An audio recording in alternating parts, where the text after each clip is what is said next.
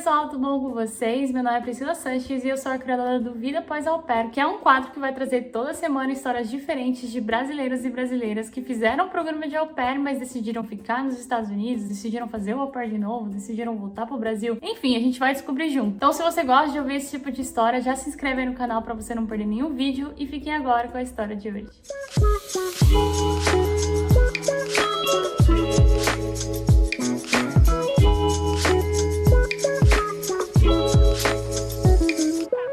Fala galera, tudo bem? O meu nome é Rayane, eu tenho 23 anos, eu sou de Curitiba, no Paraná, e eu atualmente moro aqui no estado da Virgínia, bem pertinho de Washington, D.C. E hoje eu tô aqui no quadro maravilhoso da Pri pra falar pra vocês sobre a minha vida após au pair. Eu quero compartilhar minha história, minha experiência, como que foi, assim, os acontecimentos desde que eu fui au pair até agora, e quem sabe inspirar outras pessoas a saírem da zona de conforto e irem atrás dos seus sonhos, assim como eu fiz. Então bora lá. Gente, onde que eu tava no Brasil quando eu decidi ser au pair? Eu tava no meu terceiro ano da faculdade, faltava um ano só pra eu terminar a faculdade federal. Deveria ter terminado a faculdade, eu acho. Tem dias que eu penso que eu deveria ter terminado, tem dias que não. Mas quando eu fiquei sabendo do programa de au pair, eu tinha, tipo, muita pressa, assim, de viver as coisas. Então eu tranquei o meu curso com a ideia de que eu faria um ano do au pair e voltaria, né? Eu vim aqui pra Virgínia mesmo, mudei pra uma cidade chamada Ashburn, que é um subúrbio, pra uma família que tinham 2 crianças pequenas. E eu fiquei com eles por 7 meses. Entrei em rematch, porque eles colocaram câmeras no meu espaço sem me avisar. Toda uma história, tem o vídeo falando sobre isso lá no meu canal, mas hoje não é o foco falar sobre isso. Mas enfim, foi um rematch muito difícil, mexeu muito comigo, principalmente pela forma como eu saí da casa. Eu fui muito maltratada quando eu saí de lá, então fiquei bem traumatizada, né? Mas graças a Deus eu achei uma família bem rápido, que morava a 10 minutos daquela família, no mesmo lugar ali em Ashburn. E era uma família com 3 meninos adolescentes, então eu fui de cuidar de criança pequena pra 3 meninos adolescentes. Foi assim, um contraste muito grande entre as duas situações, mas foi uma experiência muito legal, porque apesar de não ter sido um intercâmbio perfeito, porque nenhum intercâmbio é perfeito, eu me dava muito bem com a minha host mom, que era uma mãe solteira, a gente era muito amiga, e também me dava muito bem com os meninos. Tipo, essa parte do meu intercâmbio foi bem agradável, com seus altos e baixos, né, como todos. Foi muito melhor do que o meu primeiro ano com a outra família. Durante esse meu segundo ano de au pair, eu conheci o meu atual marido americano, que se chama JD, numa festa de amigos em comum. A gente começou a conversar, e aí ele me chamou pra sair, desde então a gente nunca mais parou de sair. Então foi no começo de 2019, quando a gente começou a sair, começou a conversar e etc. E aí ele me pediu em namoro logo em seguida. E no final desse ano, em 2019, no Natal, ele me pediu em casamento. Eu aceitei. Faltava 6 meses pra eu terminar meu intercâmbio. Eu estaria indo embora em junho de 2020. Foi essa decisão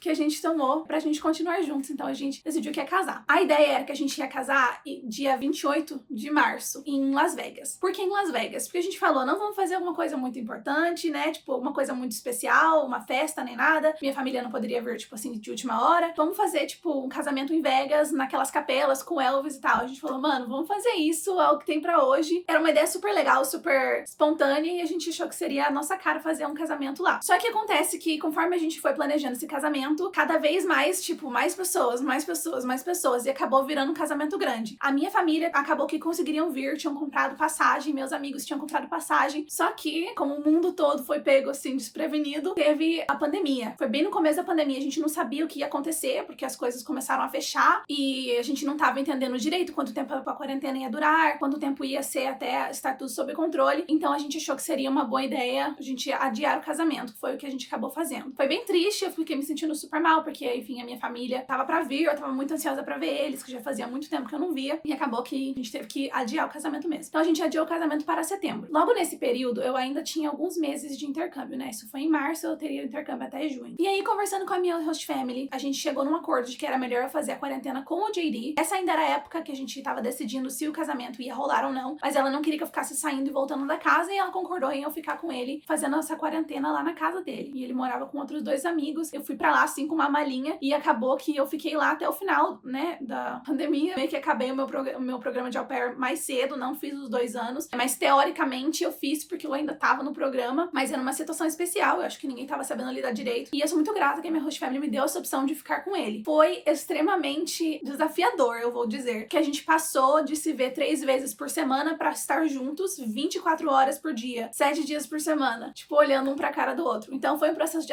adaptação bem agressivo, porque foi de uma hora pra outra. Eu acho que isso preparou a gente pra se dar bem, tanto quanto a gente se dá hoje, morando num mundo mais normal, onde a gente consegue sair de casa, a gente não precisa literalmente ficar, tipo, um olhando um pra cara do outro o tempo todo. Foi um período legal pra gente passar mais tempo junto, pra gente entender um pouco mais das manias um do outro e etc. A gente tinha remarcado o casamento pra setembro, e a gente não conseguia remarcar ele de novo, a gente teria perdido todo o dinheiro que a gente já tinha pago. Então a gente acabou fazendo o casamento realmente em Las Vegas. Foi uma festa muito legal, gente. Foi, tipo assim, o casamento dos meus sonhos. Eu não poderia ter pedido, assim, tipo, nem imaginado uma coisa melhor do que foi, sabe? Por ter poucas pessoas, a gente teve só 35 convidados. Foi uma coisa bem íntima mesmo, e eu acho que desse jeito foi massa, porque as pessoas estavam muito envolvidas emocionalmente com a gente, então tava todo mundo chorando, tipo, até o DJ, o fotógrafo estavam chorando lá com a gente. Foi muito engraçado. Mas enfim, foi super emocionante. A parte ruim, né, obviamente, foi que a minha família não conseguiu estar lá. Eles, né, tem a passagem e tudo, mas as fronteiras estavam fechadas, então eles não conseguiram vir pra cá. E obviamente que, enfim, eu senti muita falta deles lá, isso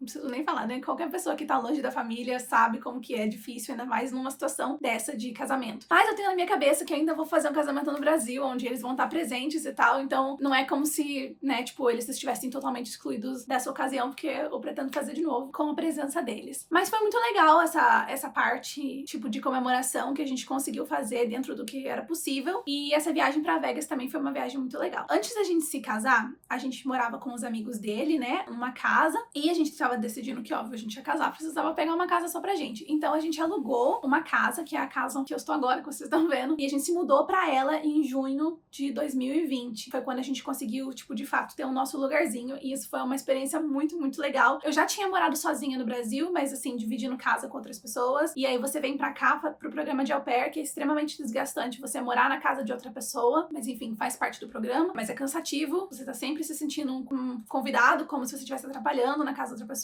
bem desagradável em alguns momentos. E aí depois eu fui morar com ele e os amigos dele, eu ainda não me sentia confortável lá, e aí finalmente pra um lugar que eu posso dizer que, tipo, é a nossa casa, que eu tô confortável aqui, que eu, né, tipo, é o meu espaço, é o meu lugar. Foi muito libertador, tipo, um sentimento assim de alívio, sabe? De verdade. Depois do programa de au pair, gente, depois que eu casei e tudo mais, que foi logo depois, né, do final do programa, eu fiquei assim, tá, e agora, né? Porque a gente tinha casado no papel em março, então a gente enviou a nossa documentação do Green Card, e por causa da pandemia, tava tudo parado. Então eu tava nesse meio termo onde eu não tenho permissão pra fazer nada, não tenho a liberdade de achar qualquer emprego, então eu estaria presa em trabalhar ainda como babá se eu quisesse ter uma renda. Foi o que eu fiz, então eu arrumei o emprego de babá, tava fazendo uns freelancers de edição de vídeo e de design gráfico e etc. E aí eu arrumei esse emprego de babá. Só que durante esse período que eu fiquei de babá, eu estava traumatizada, esgotada com esse negócio de cuidar de criança, porque fazia 2 anos e meio que eu tava trabalhando, cuidando de criança, tirando, né, as experiências que eu tive no Brasil. Então, eu tava muito cansada e que eu tava fazendo muito mal pro meu psicológico. A família que eu trabalhava, eles são incríveis. Eu vejo eles ainda, eu vou visitar as crianças porque eu amo eles de verdade. Mas eu não tava feliz com o trabalho, eu queria fazer outras coisas. Então, no final do ano de 2020, eu saí desse emprego e fiquei só fazendo os meus freelances. E aí, gente, eu queria ter experiência no meu currículo de alguma coisa que não fosse babá, porque quando eu fosse começar a trabalhar, o que eu iria fazer, né? A gente começa a pensar que, essa coisa tipo,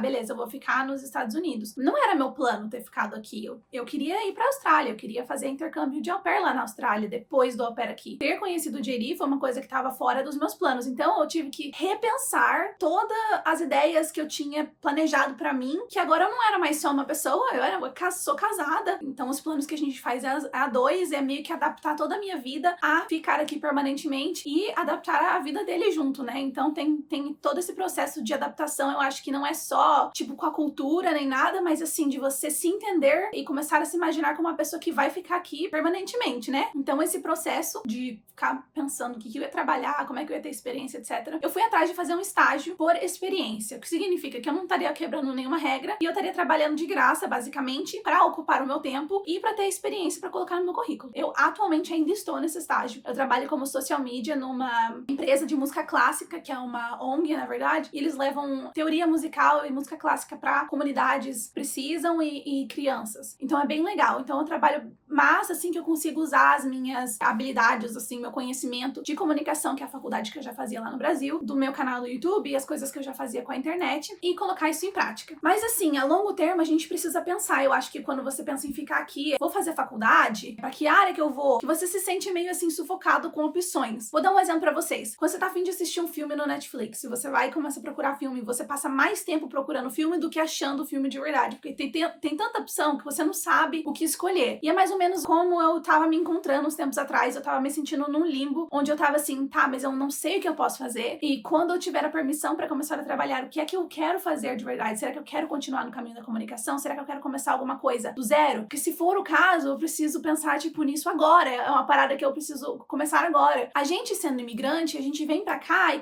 e mesmo au pair, etc. Você vem pra cá e você não é ninguém aqui. Tem dois lados, né? É uma coisa boa porque você consegue se reinventar, você tá começando, tipo, novo, sabe? Você pode ser o que você quiser. E também é ruim porque você não tem nenhuma das referências que você tinha antes de quem você era, das coisas que você queria. Então eu tava nessa coisa assim, meu Deus, quem eu sou, o que eu quero, pra que lado que eu quero ir. E eu não quero desperdiçar o tempo que eu poderia estar construindo a minha carreira no Brasil, que eu vim pra cá fazer o au pair. Profissionalmente falando, a experiência que eu tenho como au pair não vai me agregar em muita coisa na minha área de comunicação. Não iria me agregar muita coisa em uma área separada, porque, enfim, é uma experiência cuidando de criança, então ela só me ajudaria no trabalho onde eu tô cuidando de criança. É mais ou menos essa lógica que eu tava seguindo. Recentemente, muito recentemente, inclusive, eu finalmente consegui o meu green card, que demorou 1 ano e pouco, gente, pra chegar, demorou muito tempo, foi tipo super lento, tudo parado. Eu fiquei morrendo de medo de terem esquecido que eu mandei, de ter perdido os documentos. Eu, tipo, tava sem ouvir deles fazia meses e eu fiquei bem preocupada, mas deu tudo certo no final. Enfim, gente, essa é mais ou menos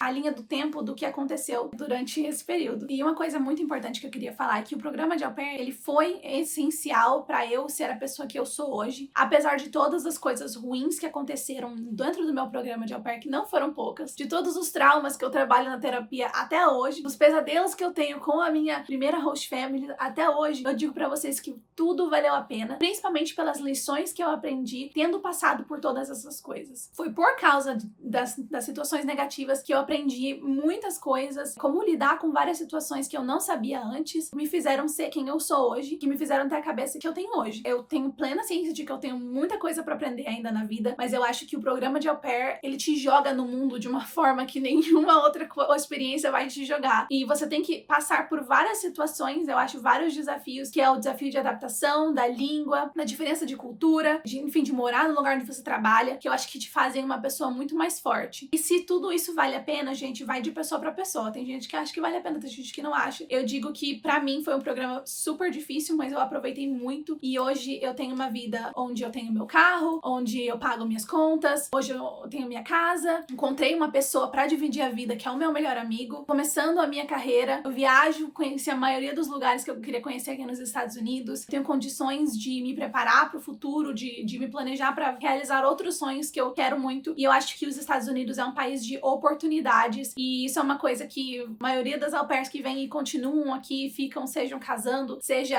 na cara e na coragem, trocam pro visto de turista ou estudante, elas aproveitam as oportunidades que esse país tem. Sinto muita saudade do Brasil, faz mais de 2 anos que eu não vejo a minha família. Se Deus quiser, no final do ano quero ir visitá-los. Então a gente tem que fazer muitos sacrifícios quando a gente vem pra cá. As pessoas às vezes olham pela internet pra sua vida e vão falar, nossa, ela mora fora, romantizar os Estados Unidos, tipo, idealizar, porque é uma coisa muito glamourizada, né? Quando a gente vê nos filmes e a gente acha que por seguir a pessoa na rede social ou por ver vídeos e tal, a vida da pessoa parece perfeita. Mas eu acho que a vida de um imigrante, ela é muito sofrida, porque são muitos sacrifícios que a gente tem que fazer, várias coisas que a gente tem que abrir mão, se a gente decidir que quer permanecer num país que não é o nosso. Tem várias coisas maravilhosas também, obviamente, e se vale a pena, vai de cada pessoa. E é isso, galera, eu espero que vocês tenham gostado desse vídeo, espero que tenha servido pelo menos pra você se entreter por uns 20 minutos.